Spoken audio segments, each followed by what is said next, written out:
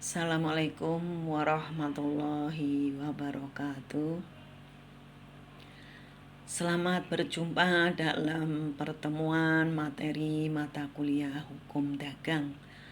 Walaupun melalui e-learning, tidak langsung bertatap muka.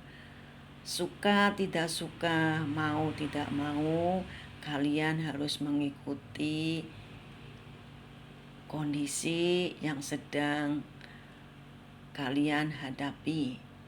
Mudah-mudahan kondisi seperti ini cepat berlalu sehingga sistem perkuliahan bisa bertatap muka.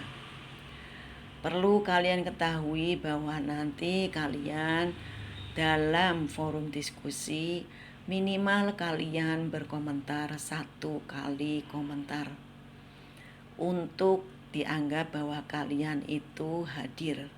Nanti ibu akan menceklis di komponen kehadiran kalian. Tetapi kalau lebih dari 1 komentar, maka kelebihan itu akan masuk dalam penilaian komponen tugas. Jadi kalau kepengin ada penambahan di dalam komponen tugas, maka dalam forum diskusi ibu mengharapkan lebih dari 1 kali komentar. Dalam pertemuan yang pertama ini akan membahas mengenai latar belakang hukum dagang. Asal usul hukum dagang. Menurut Faridah Hasim, bahwa hukum dagang timbul karena adanya kaum pedagang. Hukum dagang adalah hukum perdata khusus bagi kaum pedagang. Dalam pasal 2 KUHD yang berbunyi, pedagang adalah mereka yang melakukan perbuatan perniagaan sebagai pekerjaannya sehari-hari. Di dalam pasal 3, yang dimaksud dengan perbuatan perniagaan adalah perbuatan pembelian barang-barang untuk dijual lagi.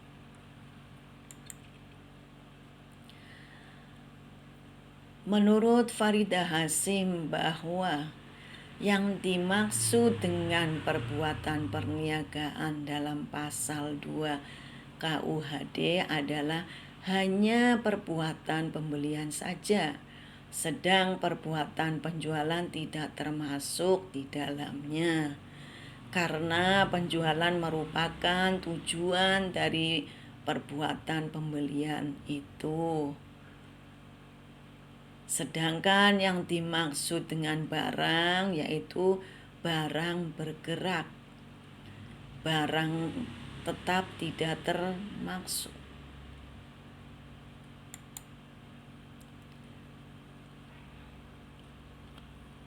Sejarah daripada hukum dagang. Sejak abad pertengahan Eropa, yaitu diantaranya pada tahun 1000 sampai 1500, yang terjadi di negara-negara dan kota-kota di Eropa pada zaman itu, di Italia dan Prancis Selatan, telah lahir kota-kota sebagai pusat perdagangan. Sampai sekarang pun Prancis dan Italia adalah pusat perdagangan. Seperti waktu itu Genoa, Florence, Venesia, Marseille, Barcelona, dan negara-negara lainnya.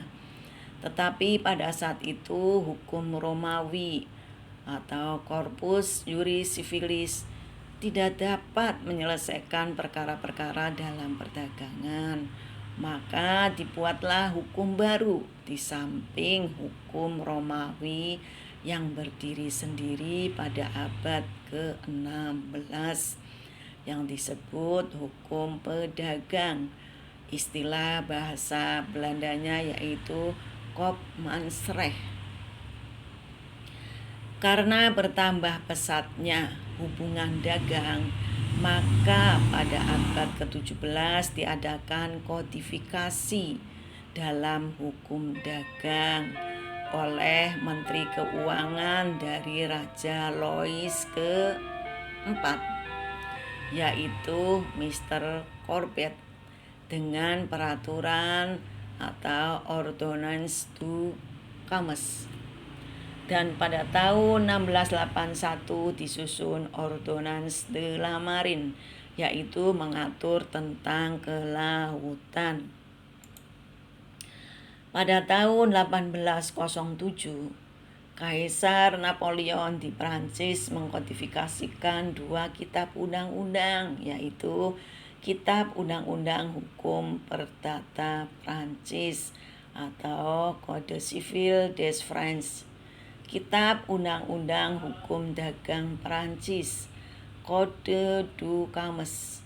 Kebetulan pada saat itu Belanda dijajah oleh Prancis, sehingga hukum Prancis itu diberlakukan di Belanda sesuai dengan asas konkordansi. Asas konkordansi adalah asas penyesuaian. Tapi pada tanggal 1 Oktober 1838 Belanda berhasil membuat berkelik Wetboek yang kita kenal dengan Kitab Undang-Undang Hukum Perdata atau KUH Perdata, dan Wetboek van Koophandel atau Kitab Undang-Undang Hukum Dagang atau KUHD. Karena pada saat itu Prancis sudah dikalahkan oleh negara Belanda. Kemudian karena saat itu tahun 1838 Indonesia sedang dijajah oleh Belanda, maka secara otomatis berkelik Wetboek dan Wetboek van Koophandel diberlakukan di Indonesia. Sejak tahun 1848 yang diterjemahkan dengan nama Kitab Undang-Undang Hukum Perdata atau KUH Perdata dan Kitab Undang-Undang Hukum Dagang atau KUHD. Dasar hukum daripada negara kita masih menggunakan Kitab Undang-Undang Hukum Pidana, Kitab Undang-Undang Hukum Perdata, dan Kitab Undang-Undang Hukum Dagang adalah Pasal 2 Aturan Peralihan Undang-Undang Dasar 1945. Adapun hubungan KUHD dengan hukum perdata, secara umum dapat dikatakan bahwa KUH Perdata dan KUHD merupakan suatu kesatuan yang tidak dapat dipisahkan. KUH Perdata merupakan hukum perdata umum, sedangkan KUHD merupakan hukum perdata khusus. Maka hubungan kedua ini berlaku adicium, lex specialis derogat lex generalis. Hukum khusus menyampingkan hukum umum. Adicium ini dirumuskan dalam undang-undang sebagaimana tercantum dalam pasal 1 KUHD, yaitu KUH Perdata seberapa jauh dan padanya dalam kitab ini tidak khusus diadakan penyimpangan-penyimpangan, berlaku juga hal-hal yang dibicarakan dalam kitab ini. Artinya bahwa selama KUHD mengatur maka KUH Perdata tidak berlaku. Tetapi kalau misalnya di dalam kitab Undang-Undang Hukum Dagang sudah tidak mengatur, maka beralih kepada sumber hukumnya yaitu KUH Perdata. Demikianlah uraian secara singkat pertemuan pertama materi mata kuliah hukum dagang, dan selanjutnya kalian belajar membaca di dalam deskripsi materi. Seandainya masih ada yang kurang memahaminya, maka kalian bisa dipertanyakan di dalam forum diskusi. Terima kasih. Wassalamualaikum warahmatullahi wabarakatuh.